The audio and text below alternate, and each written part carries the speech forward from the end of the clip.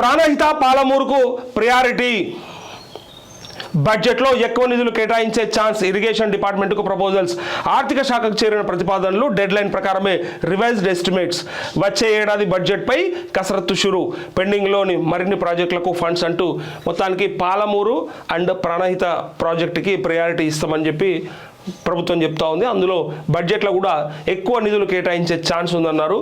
Kaleshwaram flop utter flop Kaleshwaram వల్ల ఎంతో నష్టం జరిగింది.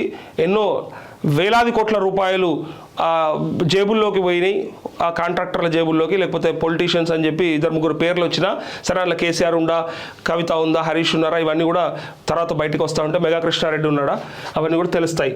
అట్లే వీళ్ళు కూడా మరి పాలమూరుకి ప్రణాళికకు ప్రయారిటీ ఇస్తున్నారంటే మరి వీళ్ళు ఎన్ని లక్షల ఎకరాలకి నీళ్ళు ఇస్తారు? కాళేశ్వరం కట్టడం వల్ల ఒకే 1,00,000 ఎకరాలు మాత్రమే అడిషనల్గా యాడ్ అయింది తప్ప ఆయకట్టు ఇంకా 1,00,00,000 ఎకరాలకు అందిస్తా నీరు అని చెప్పిన కేసీఆర్కి అది 1,20,000 కోట్లు కట్టినప్పటికీ 1,20,000 కోట్ల రూపాయలతో ఆ ప్రాజెక్టు కట్టినప్పటికీ దానివల్ల 1,00,000 ఎకరాల ఆయకట్టు మాత్రమే పెరిగింది. కాబట్టి అసలు అది కాళేశ్వరం ఏ ప్రజలకు ఉపయోగపడట్లేదు, దానివల్ల ఎక్కడ కూడా నీళ్లు రాలేదు, వచ్చిన నీళ్లతో ఆయకట్టు జరగలేదు, పంటలు పండలేదు అని చెప్తే పిఆర్ఎస్ ఏం చెప్పిందంటే గతంలో పండింది ఎంత, కేసీఆర్ వచ్చిన తర్వాత కాళేశ్వరం కట్టిన తర్వాత వచ్చిన పంట ఎన్ని రెట్లు పెరిగింది, ఎంత శాతం పెరిగింది అని చెప్పి వాళ్ళ వర్షాలు వాళ్ళు చెప్పుకుంటా ఉన్నారు.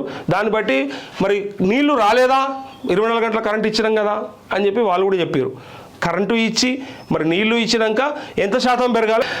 ప్రాణహిత పాలమూరుకు ప్రయారిటీ బడ్జెట్లో ఎక్కువ నిధులు కేటాయించే ఛాన్స్ ఇరిగేషన్ డిపార్ట్మెంట్కు ప్రపోజల్స్ ఆర్థిక శాఖకు చేరిన ప్రతిపాదనలు డెడ్లైన్ ప్రకారమే రివైజ్డ్ ఎస్టిమేట్స్ వచ్చే ఏడాది బడ్జెట్పై కసరత్తు షురు పెండింగ్లోని మరిన్ని ప్రాజెక్టులకు ఫండ్స్ అంటూ మొత్తానికి పాలమూరు అండ్ ప్రాణహిత ప్రాజెక్టుకి ప్రయారిటీ ఇస్తామని చెప్పి ప్రభుత్వం చెప్తా ఉంది. అందులో బడ్జెట్లో కూడా ఎక్కువ నిధులు కేటాయించే ఛాన్స్ ఉందన్నారు.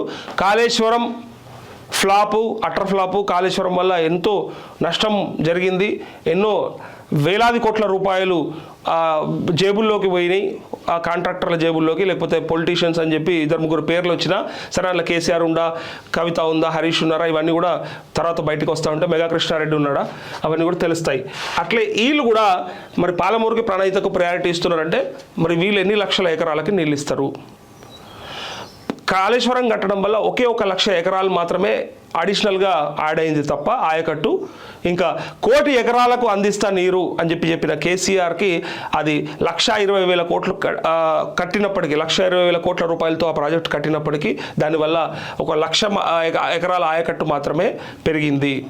కాబట్టి అసలు అది కాళేశ్వరం ఏ ప్రజలకు ఉపయోగపడట్లేదు, దానివల్ల ఎక్కడ కూడా నీళ్లు రాలేదు, వచ్చిన నీళ్లతో ఆయకట్టు జరగలేదు, పంటలు పండలేదు అని చెప్తే పిఆర్ఎస్ ఏం చెప్పిందంటే గతంలో పండింది ఎంత, కేసీఆర్ వచ్చిన తర్వాత కాళేశ్వరం కట్టిన తర్వాత వచ్చిన పంట ఎన్ని రెట్లు పెరిగింది, ఎంత శాతం పెరిగింది అని చెప్పి వాళ్ళ వర్షాలు వాళ్ళు చెప్పుకుంటా ఉన్నారు.